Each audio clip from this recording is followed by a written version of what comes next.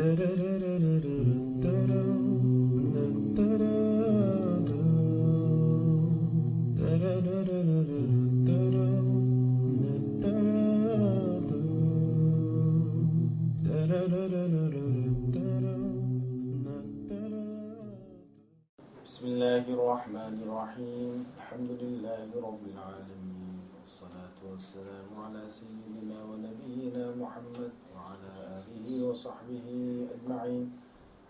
A'udhu billahi minash shaitanir rajim. Bismillahirrahmanirrahim. Ya ayyuhalladhina amanu qu anfusakum wa ahlikum nara. قوا أنفسكم وأهليكم نارا وقودها الناس والحجارة عليها ملائكة غلاظ شداد لا يعصون الله ما أمرهم ويفعلون ما يؤمرون. وقال تعالى إن الله يأمركم أن تؤدوا الأمانات إلى أهلها وإذا حكمتم بين الناس أن تحكموا بالعدل إن الله نعم ما يعظكم به إن الله كان سميعا بصيرا. صدق الله العظيم. My dear respected brothers and sisters, Assalamu alaikum wa rahmatullahi wa barakatuh. Assalamu alaikum wa rahmatullahi wa barakatuh. MashaAllah, MashaAllah. Cambridge is waking up after Maghrib. Okay, now the topic we've got here for a very short while is about the family life. And on the family life, what needs to be said first of all is the unit of the family is dependent upon the individuals that are within the household. And there is a way that you pass from one generation to another generation.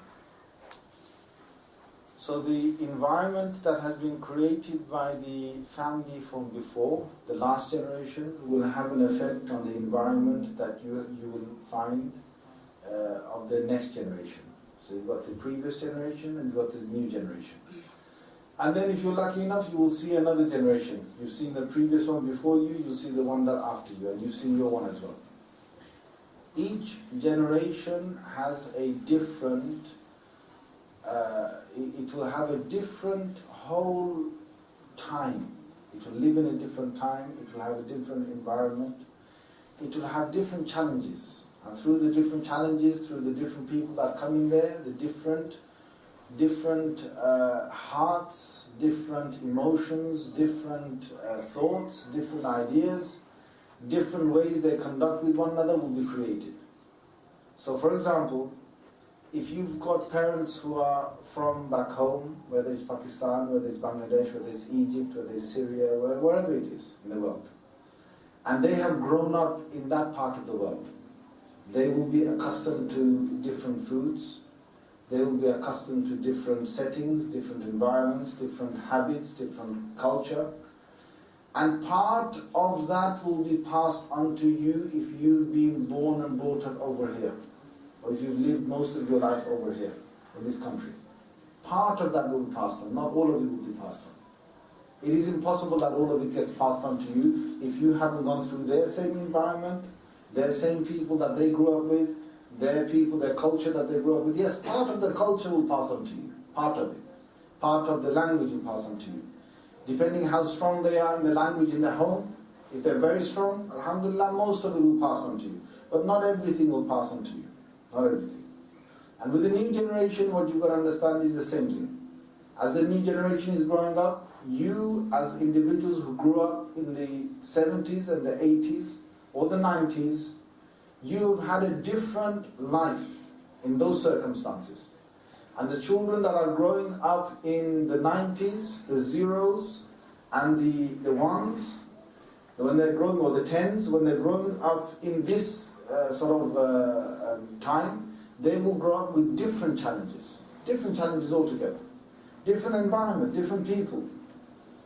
Now each generation brings a new challenge.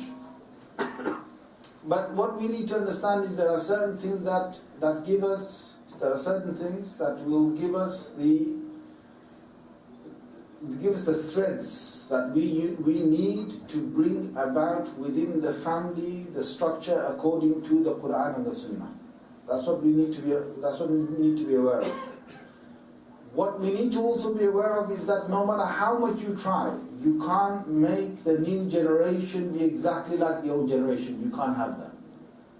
That's why a lot of frustration is made. You know, I get, as an imam, you know, now and again I get called up, and it's like, you know, Imam Sahib, I just got my son married to I've got a new daughter-in-law, and this new daughter-in-law that has come in, this new daughter-in-law is not the same as what my old daughter-in-law is like. So you get this complaint. You get sometimes you get a complaint about the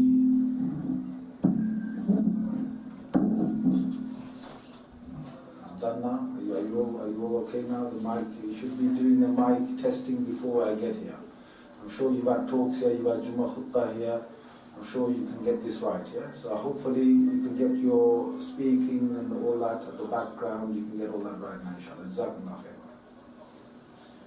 So you will have one daughter-in-law that will be different to another daughter-in-law, because they grow up at different sort of ages, different times, different settings.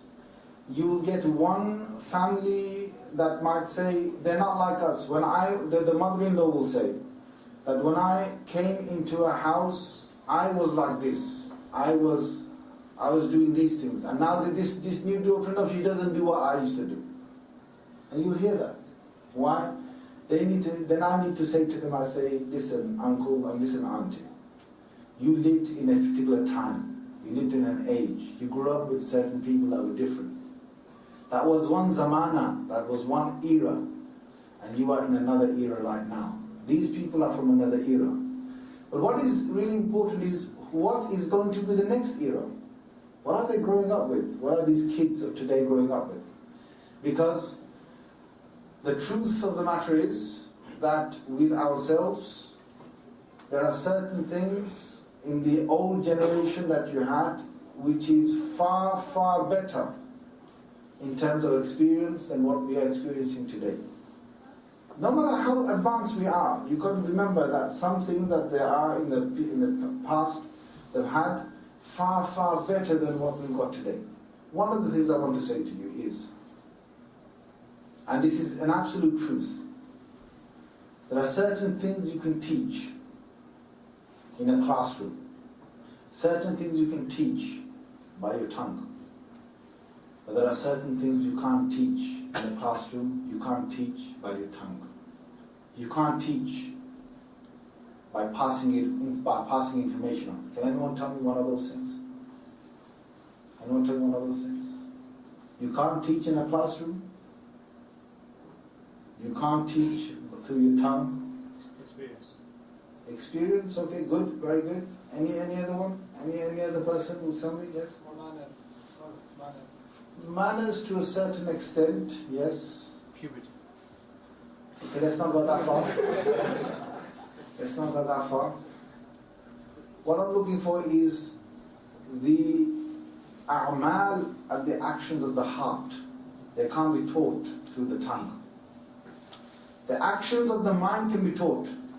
Maths, logic, and when you're doing experiments, science lab, English, words, pronouncing words, nouns, verbs, tongue, brain, you can pass it on. Very easy. Sit in a classroom, get a board, you can teach it. Yes? Love. Can you teach love in the classroom? As in how to love your parents. Can you actually teach that? Can you teach how to love a sister? Can you teach what love is of a brother? Love is of a son? Love is of a daughter? Can you teach that in a classroom, yes or no? Yes or no, go on. You can't. You cannot. It's absolutely impossible. You can talk about love. You can say, yes, you have love like you have love for your sister. You have love for your own brother. You have love for your father. You can do that. Why I'm saying this is because the whole Western academia, if it thinks that this is what education is, and this is our supreme part of our life, that the whole economy is based on things of the logic and the mind, and things you can teach in the classroom. If that is the case, then Allahu Akbar, humanity is at a failure. Humanity is at a failure. I'll give you a couple of examples. I went the other day, I know this is Cambridge, yeah? This is Cambridge? And you've got the other place called Oxford and Cambridge, two of the best leading, universities in the whole of Britain. I went the other day to a house, and it was a Muslim house, and they called me over for an invitation because there was an aqiqah. His daughter is, let me get it right. No, sorry, it was his son, yeah, it was his son that was there. His son went to Cambridge, and his daughter-in-law went to Oxford. MashaAllah. Nurun ala nur, huh? His son went to Cambridge University, passed with a first. His daughter-in-law that married his son was from Oxford. Now she is on some kind of 6-figure salary, whatever. He's on almost that as well. They're both working in central London, and you hear, you see how they are, and they speak in the posh, yeah, so this is how they're sort of doing it. So you've got all that, posh English and the academic background, all of that. So I sat there, spent the afternoon with them. When it came to Salah time, when it came to prayer time, unfortunately, the son at the age of 30-something, who's the father of 2 children now, with this woman, who's his wife from Oxford, the son doesn't know how to actually pray. At 30-something years old, the father has invested his life into his son. The mother has invested her life into her son. They chose very specifically to get this daughter-in-law, who's also Oxbridge, of that level. Going to get Cambridge, Oxford, Cambridge, something of that level. And they got all of that. They got the dunya. And the whole life was invested in all these tutors, private tutors, and now these 2 couples, they're getting private tutors for their children, and they've already talked about it. But subhanallah al-azim, the akhirah is not there. The salah, the guy was looking at me and trying to pray like me or like his father, but he didn't really know how to pray. And I thought to myself, inna lillah, you've got all of that. But what did you get in the end? That's one example. Another example is, just the other day, I came across a very smart, intelligent Muslim whose father brought his son to me. And he said to me that, I need you to talk to my son and specifically about his thoughts and ideas. And he's a very sharp kid. He's 17 years old. But he's thinking on philosophy terms, he's thinking like a 30-year-old. He's double his age. He's only 17, he's double his age. Very smart. Anything I say, for example, he wants to know the truth about God. Prove to me the truth about God. So we're going through example. I don't want to bore you with philosophy right now. So, if I talk about one thing, if I say, this is the Quran, he'll say, well, how do you believe in the Quran? Tell me something about the Quran. If I say, for example, the Quran has never been challenged, he'll say, well, what about this example? Very smart kid. So anything I was saying, he brought a philosophical argument. So I said to him, look, son, I said, one thing. I said, you need to understand that there are certain things that go beyond your philosophy, go beyond your teaching and learning. He said, like what? And everything he wants is experimented. Everything he wants is something that is logical, that you can prove. And if you can't prove it logically, he's going to deny it. So I said, there are things that you believe in without you logically proving it. He said, like what? I said, you have a sister, right? He said, yes. I said, do you love your sister? He said, yes. I said, why do you love your sister? He said, because I know she's my sister. I know she's from my family, and I've always seen her while she's grown up. I said, no, that's not the reason why you love her. You've seen so many other people. Why don't you have the same love for your sister that you have for all these other people in the world? He said, because I know that she's my sister. I said, how do you know that you're sister? Because before this argument, I don't want to go too deep, before this argument he was denying everything. Everything you have to prove it. I said, prove to me that she's your sister. Now his father's sitting right next to me. So he said, I know because my father said it. I said, prove to me that your father's telling you the truth. So he said, because she looks like me. I said, prove to me that she's your sister. I said, even if you go for a DNA test, you could deny that.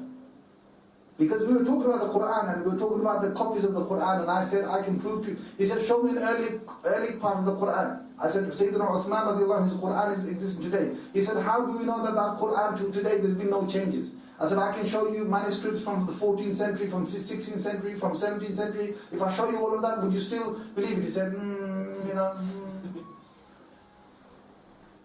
So I said to him, prove to me that this is your sister first.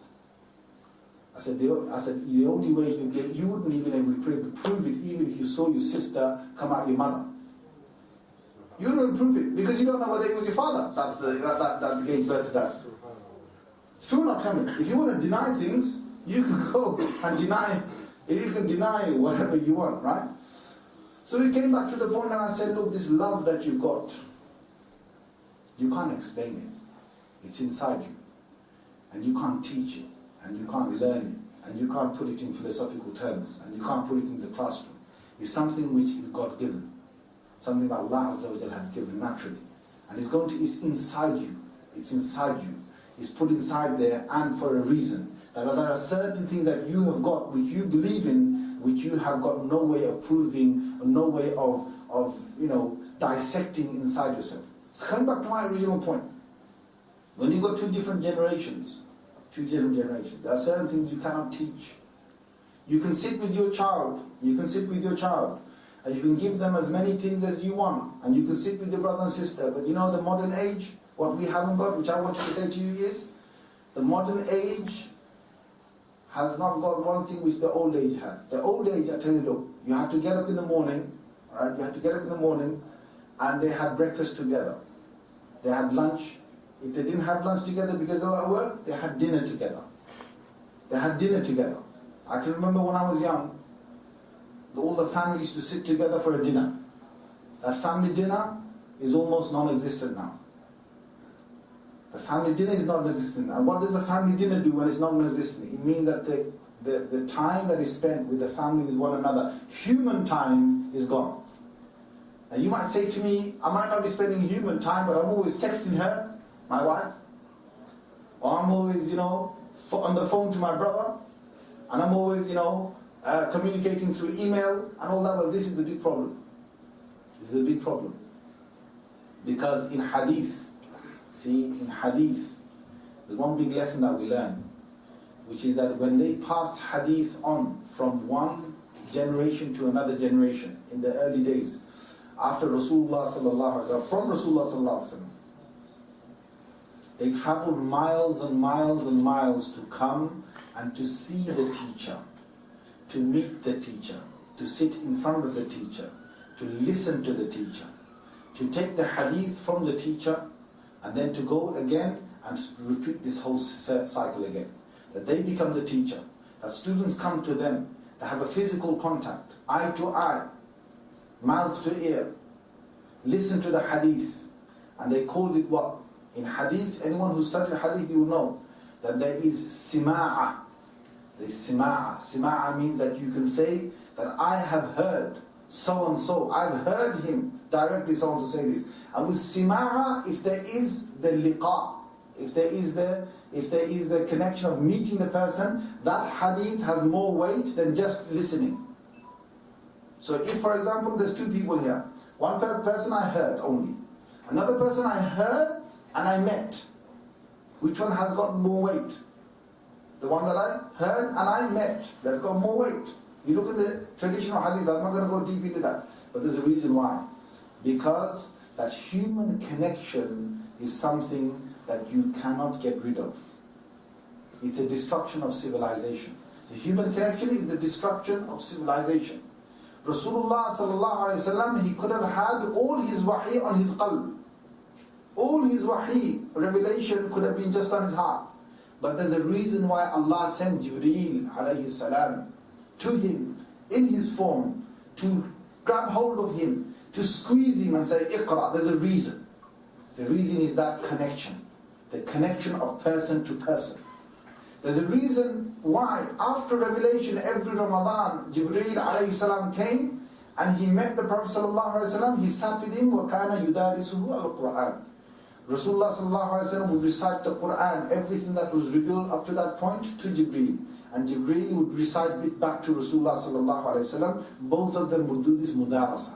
There's a reason why they came into contact, face to face, a student and teacher. And you will never be able to replace this face-to-face student to teacher, no matter how much you try through technology. You know all these online courses they have? They're good. They're a cheap replacement. They're a cheap replacement.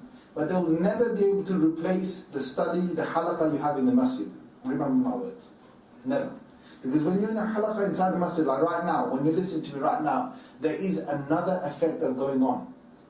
Allah Azza wa Jal, through me sitting here and you listening, there is an effect that Allah has put onto the ground, which is that the way the words will transfer to you, and the way Allah will change me as a person, Allah will change you as a person, like He did from Rasulullah sallallahu alaihi wasallam. The Sahaba changed and after Tabi'in changed. That happened with real contact, not through the TV, not through virtual reality, not on cyberspace, not on the internet. It didn't happen on there. This is one big thing that we've got missing today. And we need to start going back to that. There's a study in America, I can't remember exactly where exactly, but there was a whole study they did for 10 years. Longitudinal study. What did they do? They had a group of children and they had another group of children. The first group of children, they gave them all the toys they wanted. All the toys they wanted. All the toys they could have wanted, they gave them. And they let them play and play and play.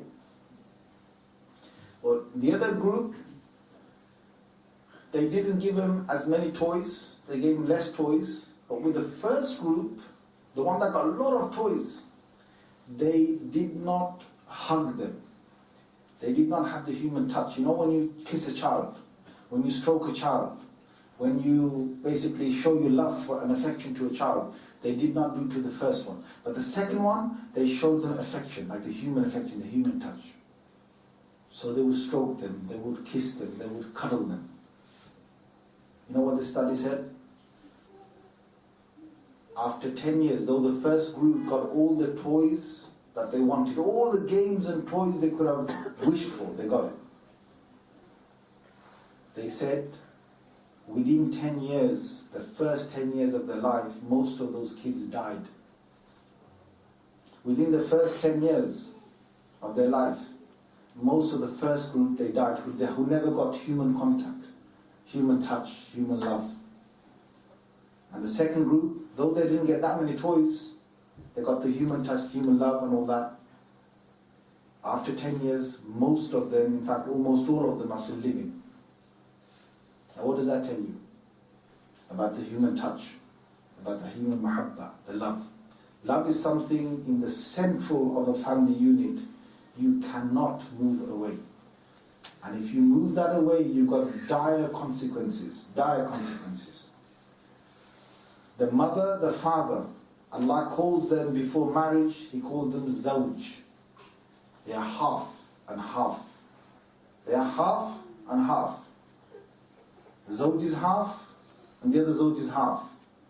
And what the message here is, one parent needs to give up half of his background, half of his life, his emotions, his ways, his conduct.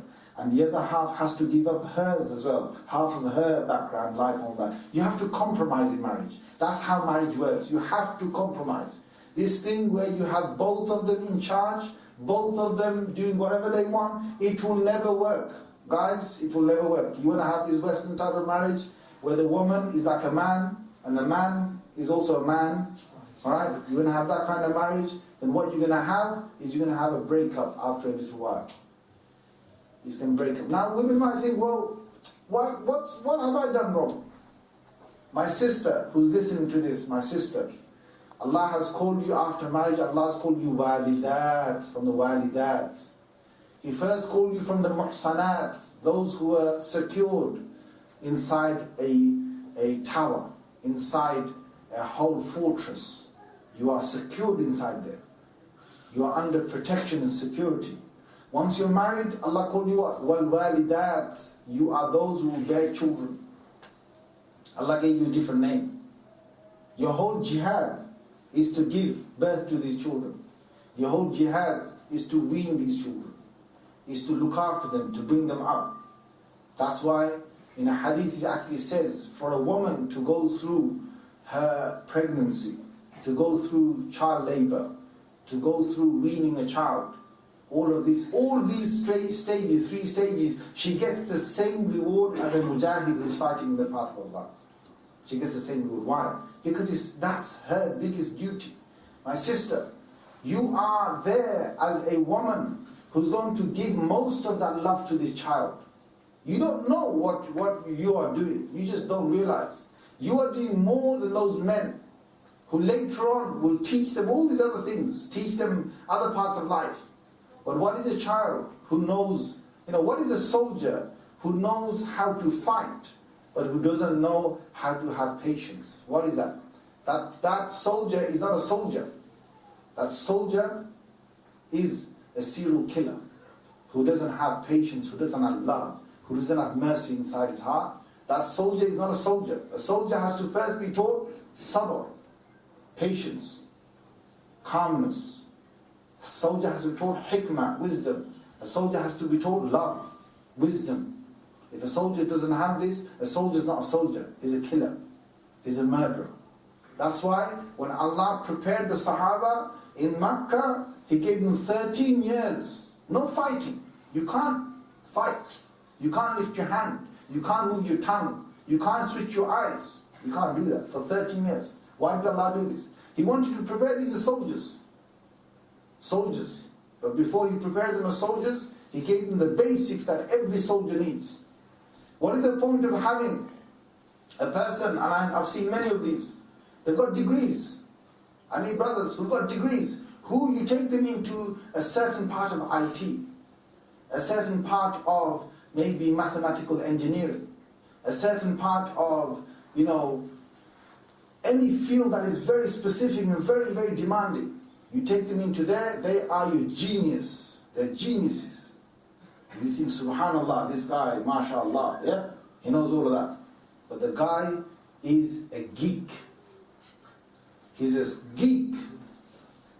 He can't communicate with people. He can't socialize. Have you met these guys? Have you met these guys or not? Oh, tell me yes or no. You have met these guys. I've met these guys. I'm glad you met these guys. You guys live in Cambridge, yeah? Sorry. Yeah, sorry guys. But you've got to be careful. It's a beautiful place. You got all this knowledge. And Oxford, Cambridge and all the rest of the world with beautiful knowledge. But what is it in a woman? What does it tell me? Would you like a girl to come to your house and she knows, right? You've married her, or she married your son, and she's going to go out in the morning at 9, come back at 5 or 6, right? She's going to work, and she's going to come back and bring a good daily bread to your house. Alhamdulillah, mashallah, yeah? But that girl don't know how to give love. That girl don't know what love is, because the girl hasn't experienced love. That girl is going to become a mother, and as soon as she's already worried. How am I going to have my baby? How am I going to have my baby? If I have my baby, oh my God, it better be in my holiday period. So she's trying to plan her pregnancy so that she can have it in the holiday. Oh God, Allahu Akbar. And then even if she does, she's trying to, she's thinking, oh my God, my stomach. How's my stomach looking? How's my stomach looking? When that woman should be giving her first madrasa of her first child is the womb that she carries. This rahim, it's called rahim. What's that called, brothers? Rahim. Rahim is the womb in Arabic. And it has the exact same letters as Rahma, mercy. Rahma, which is mercy. Her Rahim, her womb, is a source of her mercy. Her mercy going to that child. If a woman, while her pregnancy is going, and you can guarantee this, if a woman is always active, moving, jobs and moving about and up and down and transport and this transport and car and whatever, I can guarantee you that child will come out and that child will be hyperactive. Because whatever the woman does during the labor period, pregnancy period, some of that will go into the child. Her habits will transfer to the child. It is almost, you can write it in stone. Her habits will transfer to that child. If a woman, when she is having a child, she is reading tilawah, she is turning to Allah, she is sending salutation to the Messenger sallallahu alaihi wasallam. She is doing that. You will see that child when it grows up, it will be inclined towards all that, naturally inclined towards it, naturally. I've seen difference in my 3 children, with what my wife was going through, the different phases of our life. And I can say with that last child, she had the best time, because she was not working at all. With the other periods, other times, okay, part-time, she might have been working here or there, a bit of part-time, nothing strenuous. But the last one, she had that time to spend in spirituality. We even did a hajj with that child that was in her womb. That child is different from all the other 2 children. That child, the other 2 children, the first one I had, when he got to 4 or 5, or let's say when he got to 3, 4, 5, yeah, you say, you want to pray? He'll say, he's like, do I have to? Obviously it's not his time to pray. 7 minutes, when he's 7, 8, he's supposed to pray, yes? You're supposed to tell him to pray. And 10, he must pray. This is from the hadith. But you're trying to get them early to pray. So that one is like, he thinks twice. And the other one is like, no, I'm not going to pray. She's a girl and she just wants to go play. Fine, she's only 4 or 5 years old. Fine, let her go. You don't put too much burden on children to get this done at an early age. Don't break that rule. Don't force them too early. It's like having a baby who's on milk, and you love the baby so much, you give it chicken and chips.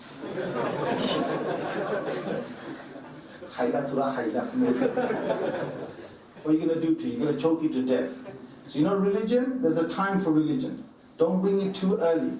Let them playfully like religion until they get to 7. When they're 7, then you first give the hukum of prayer properly. You come on, Habibi, whatever, come, salli ma'ana, come and read with us.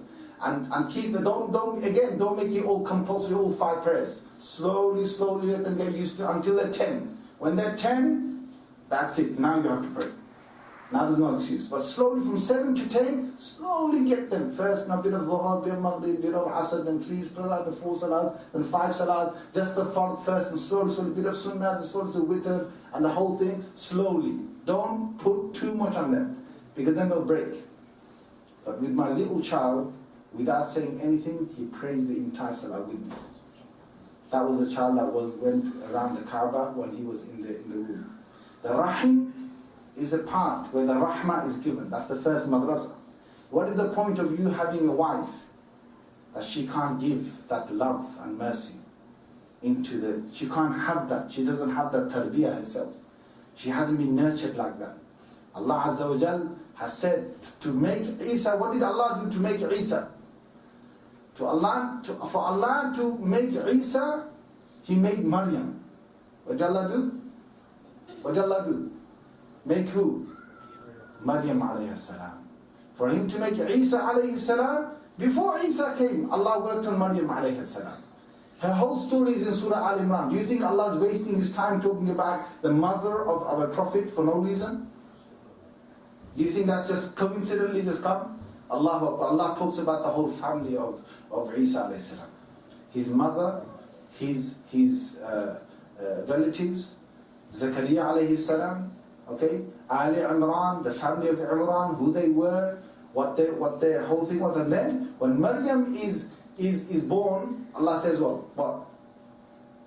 Allah says, تَكَفَّلَهَا زَكَرِيَّا. Allah's servant, who was Zakaria, a prophet, he took her into his custody. And Allah Azza wa Jal, He says, He nurtured her. And Allah says, what a beautiful nurturing it was. What a beautiful nurturing it was. Now this is the mother. Why is Allah spending so much on the mother? Because if the mother is not so pious, the child can only get so far. You can get some children who can be very pious later on in life, that's fine. But if you've got a mother from the beginning, she's so pious, the child will immediately have that mileage in front of it. You know, Sayyidina Imam Bukhari rahimahullah, he started to read and read, he loved reading. And you know, those days they never had much research. So Sayyidina Imam Bukhari rahimahullah, he used to read in the dark. You know, you're not supposed to read in dark light. So dark surroundings with a little bit of light. But he did that. And his sight became weak, so weak that Imam Bukhari rahimahullah, he became blind at the age of 15. Our Imam Bukhari was blind at the age of 15. And his mother was desperate. So his mother, rahimahullah, at the age of 15, when she saw that her son is blind, she turned to Allah Azza wa Jalla in one dua. She made one dua to Allah. And she says, oh Allah, my son, if he's blind right now, how will he go and how will he learn from all these different lands, the learning of this deen? How will he do that? Oh Allah, give my son his sight back. They say that Allah Azza wa Jalla gave Imam Bukhari straight away his sight back, through the dua of his mother. Such strong sight that he wrote quite a few of his writings under the light of the moon. That's how strong his sight was. Now who made that dua for Imam Bukhari? Who made that dua? His who? His mother. His mother. That was the mother that gave birth to this Imam Bukhari, rahimahullah. See, a mother, if the women think that men have taken everything in the society, what are we left with? You're absolutely wrong, my sister, you're absolutely wrong. Absolutely wrong. Your biggest duty is to give that rahmah and mercy to that child. And when that child is born, Allah Azza wa Jalla says, وَالْوَالِدَاتْ يُرْضِعْنَ أَوْلَادَهُنَّ.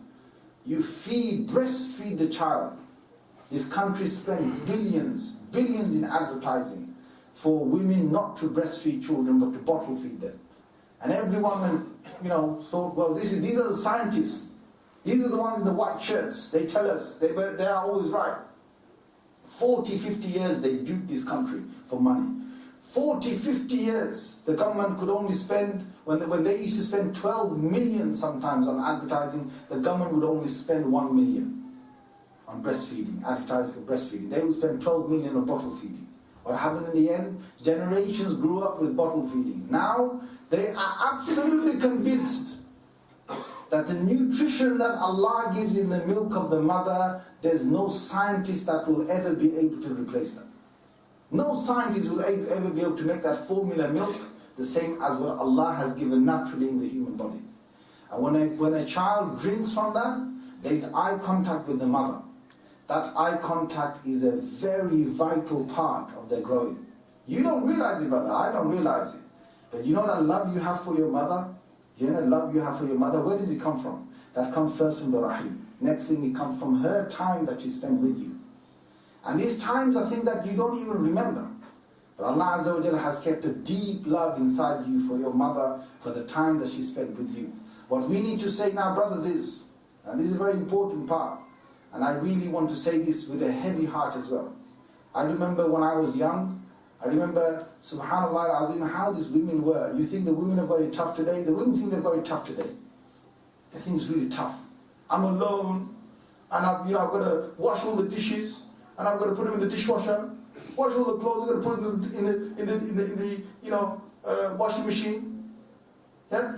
And I've got to put things back in the fridge, and I've got to, hoover up and clean up and so on, and they think they've got it tough. They've got it tough, haven't they, brothers? You don't want to speak here because the wives will kill you when you get back. They've got it tough, yeah? My brothers tell me this. Can you remember this time? I can remember it certainly if you're of my age or near my age. That there was a time that women never had any machines in their houses. no microwave, no dishwasher, no washing machine, no tumble dryer, nothing. No vacuum cleaner. It was mopping, scrubbing, dusting, brushing, sweeping, hand washing in the bathtub, right? Dishes washed by hand, yep. Do you remember that? Put your hands up if anyone's here who remembers that. Or am I the only guy? Yeah, put your hands up. Put your hands up. Right, okay. Now our mothers had it tougher, didn't they? Yes? After all of that, you know what one beautiful thing Allah gave them, though Allah never gave them all these machines? Allah Azza wa Jal had mercy on them. You know why? He never gave them phones. The modern woman, the modern man, you see them sitting down there, it's like, sometimes they're even texting each other while they're upstairs and downstairs. Sometimes they're ringing each other while upstairs and downstairs. Now that human contacting that I said, breaking up through this technology, breaking up. And they've got all these machines to help them, and at the end of the day, what I said, that I'm going to say from a deep heart is what? Is that I remember my mother, rahimahullah, may Allah have mercy on her, sitting on the musalla with her wazifa, with her tasbih, with her Quran, and reading that before she goes to bed. 1 hour, 45 minutes, or half an hour, or over an hour, she would read that. I remember getting up in the morning, every morning I'd get up, my father would be doing tahajjud. My mother would get up as well, and she would do her few rakats. Both of them would be praying fajr. I remember that, because there was nothing else to distract them. There's no TV to watch in the end of the day, or even if there was, they're not into it at all. There's none of this technology to divert them from anything. And the thing that I grew up with, and I would wish that everyone can grow up with, is that we have parents like that in our home that can show us that way. Today, the modern child is growing up. He sees, all his day has gone what? He's gone to school, he's come back from school. And the horrible thing is that some of these kids, they don't even get cooked food. They're eating takeaway food and takeaway food. Some of them are getting cooked food, fine. But even when they're getting cooked food, it's like mom's too busy, dad's too busy.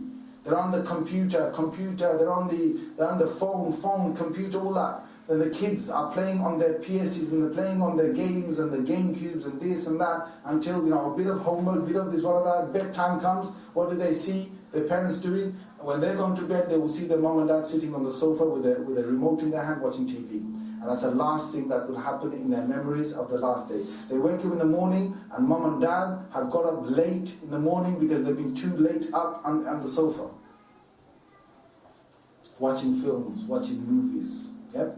Now this generation that is growing up, what have they got as remembrance of their deen, of their whole spirituality? What is that?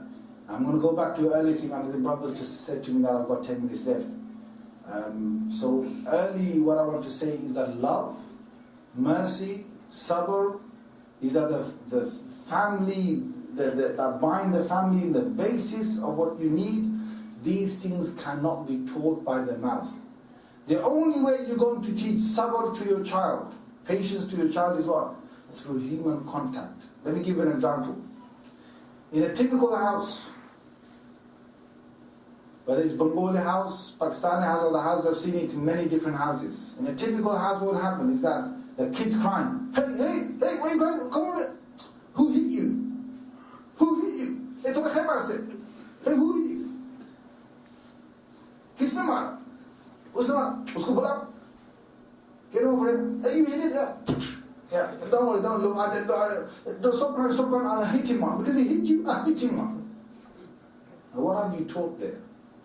You've taught the child that you've taught him intiqam, you've taught revenge. You haven't taught afu. You haven't taught forgiveness. You haven't taught mercy. You've taught revenge. Revenge. That someone's hit you, you hit them back. That's revenge. Is that the basis of my family? Because that's the basis of my family. Today I've done it when he's 4. Tomorrow when he's 14 and his brother does something, he will seek revenge. He only knows revenge. The best way to do it is what? He hit him. Why did you hit him? Explain. Was it accident? Was it adl? This is adl. This is justice. You're teaching them what fairness is. Come over here. Say sorry. Say sorry. Don't do this again. This is your brother, this is your sister. We don't hate one another. Now this is afu. This is having forgiveness. This is love and muhabba. Let them play together. Again, without having intikham, without having revenge. My brothers, my sisters, this is what? This is real life experience of teaching them love and mercy. Having mercy on another is a real life. For example, we've just had the dinner. If every day I get up with my wife and both of us, or my wife alone, if my wife alone takes all the dishes to the sink, and I never help her, or I do it with her but the kids never help, this thing is not true love of the family. The way the true love of the family is, come on kids, you take this, you take that, help your mother, help your father. And the next time, you help them. Help them put some of the toys away. They will do it as well, but you help them. Help, collaborate, cooperate, show mercy to one another in the household. This is what, you can't teach this with your tongue. This is my whole point. You can't teach it. You can't sit there one day and say, son, I want you to have sabr and have patience. And son, you must forgive, and you must this. And the son's going to go, yeah, dad, yeah, next time I hope you do it to mom as well, yeah. So I've seen you with mom, yeah. I know how you're acting with mom, and I hope you change your ways as well. He's not going to say it, but he's going to be all in his mind. You can't sit there and give a lecture to your son, to your daughter, and teach these things. You have to act them out. You have to spell it out in actions in the family. And all the a'mal of the qalb, all the things of the heart, Allah Azza wa Jalla has kept what? These things is for the father and for the mother to actually act these things out to the family. That's how generation will pass it from one generation to another generation. I've heard so many families, they complain. They complain after years. My son can't speak Punjabi. I'm Punjabi, my wife is Punjabi, my son can't speak Punjabi. My son can't speak Arabic. I'm an Arab, my wife is an Arab, we're both Syrians, whatever. My son is a Syrian, but my son can't speak Arabic.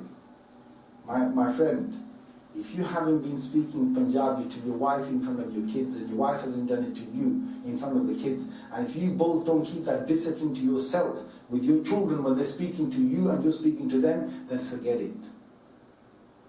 If you allow them to speak in English, then they've grown up with that. That's their tarbiyah. Whatever that you give them, you're giving it every time. See, the home is a massive madrasa. First madrasa was the mother's womb. The second madrasa is the woman's lap. And the third madrasa is the house that the child grows up and lives in with his family. That's the third madrasa. The fourth after that is going to be the school or the maktab or the madrasa. People think that the first madrasa is the home, is the madrasa at the mosque, or the school when it goes to. That's not right. That's the fourth one. There's three before that. One is the womb, next is the lap, and next is the household. And they are learning every single time you do something, they are learning. Every single time you're doing something, they're learning something. And Allah Azza wa Jal has made you and has made me as those who will teach them by example. By example. Rasulullah sallallahu alayhi wasallam, if you look in Sahih al-Bukhari, you look in the tafsir section, it's surprising. It's very surprising. The tafsir of Prophet sallallahu alaihi wasallam recorded in Bukhari, even if you collect all of it in Tirmidhi, and you're collecting all the other books, the tafsir of it together will be hardly anything. Just a few commentary Rasulullah sallallahu alaihi wasallam gave on the Quran. So the big question comes, Rasulullah sallallahu alaihi wasallam, why is there such less commentary tafsir on the Quran? And the ulama answer it is because Rasulullah sallallahu alaihi wasallam with the Sahaba, he lived the Quran. Kana khulquhu al-Quran. His whole character was the Quran. If you wanted to see a living Quran, you looked at Rasulullah sallallahu alaihi wasallam. That was the living Quran. You wanted to understand, فَتَهَجَّدْ بِهِ نَافِلَةً لَكَ, you saw Prophet sallallahu alaihi wasallam do his tahajjud. You didn't need the tafsir of that. You wanted to understand Surah Muzammil, you came to the Prophet ﷺ in the night time. You saw him do his tahajjud. You wanted to understand about recitation of the Quran, وَرَتِّلِ الْقُرْآنَ تَرْتِيلًا, you heard the Prophet ﷺ read, that's it, khalas. You wanted to understand the da'wah of the Prophet ﷺ and the tafsir of Surah Muddathir, Ya ayyuhal Muddathir, Qum fa'anzir, get up among these people. You just walked with the Prophet ﷺ and you saw him how he warned people, khalas. You want to understand any part of the Quran like that. Any part of the Quran, you just saw Prophet sallallahu alaihi wasallam, AlAnsaar Ikhlas, you saw the Surah Ikhlas, his sincerity, you understood it. You wanted to understand something as simple as, you know, one of the Quranic things about fear and taqwa and not having doubts, you just saw the Prophet sallallahu alaihi wasallam, you understood all of that. It passed on from him right through his Sahaba's a'mal, as actions. So I know this is a very short reminder, brothers and sisters, but I hope I've conveyed something really important to you, which is that you cannot teach many things to your children except by example. And the only way you will teach it to them is through example. Let me give you one other thing. If you have in your children, let me just give you one example before we open up for the Q&A. If you have songs being played in your house, whether it's on the TV or whether it's on the musical things on the radio or some CDs or whatever you play, you'll hear your kids singing it. You'll hear your kids singing it. They'll even dance to it. If you have the tilawa in your house and you read the Quran in front of them and you read it in a loud voice, you will see your kids pick up any book. They don't know how to read the Quran, but they'll pick up the book, like daddy that reads the Quran, like mom that reads the Quran. These things pass on. These are stronger ways of raising the family than to have you give a lecture to them once in a while and tell them, don't do this, don't do that. Children, if you want to tell them, don't do this, live by example. Live by example. A kid will only follow you. If you always use a tissue for your nose and don't pick your nose when you want, your kids will look for a tissue to pick their nose. If you always throw your rubbish in the bin in front of them, they will not throw their rubbish where they want. And even if they do, you just pick it up and say, Habibi or my beloved, just pick it up. Here, take it over there, put it into the bin. This is how we Muslims are. This is how we are. If you live by example, there is no better way of raising a family. There's no better way. So who needs to change first? I need to be the one who changes first. I'm looking for the best in my child, I will see the best. One last example I'll give you is, I remember this couple that they wanted to get married to one another. But the woman wasn't practicing. And the guy was he was practicing. He does his 5 salahs. And he came to me for advice. He said, should I marry her? And his to-be wife is in front of him. They're not married yet. So he's asking, they both come for advice, do you think we're compatible? Now sometimes, you've got to basically put a bit of chili to bring everything out. You don't put the masala inside, nothing comes out. Yeah, you want a good biryani, put some chili inside it, yeah? So I thought, let him put some chili inside it. I said, listen, he said, your wife there, she's not wearing the hijab. So yes. I said, when your daughter grows up and she's 8 years old, do you want her to wear the hijab? He said, yes. I said, but your wife's not going to like it. She goes, she will. I said to his wife, will you like it? She goes, no. I said, that's it. I'll put the chili there. Maybe it'll come out. He goes, what would he say? You're not going to want my daughter at 8 years old to wear the hijab? She says, no, it's okay. She doesn't wear it, I said, it's okay. I said, there you go. You make your decision. Do you want that woman for your wife? Because she's not just your wife. She's going to be the mother of your kids. Mother of your kids. That's where it starts. And after that, she's going to be the teacher of your kids. Without her having the title of a teacher, she will teach your kids. Without having that title, Allah Azza wa Jalla naturally has made you, the father, a teacher of your kids. Your mother, the mother of the child, is a naturally teacher of the kids. Whether she teaches them nothing by her mouth, she's teaching by her example. And so is the father teaching by his example. That is the one thing that you will find that will penetrate through them without you even saying anything. So I'm going to open up for Q&A, inshallah. There's about 10 minutes for Q&A.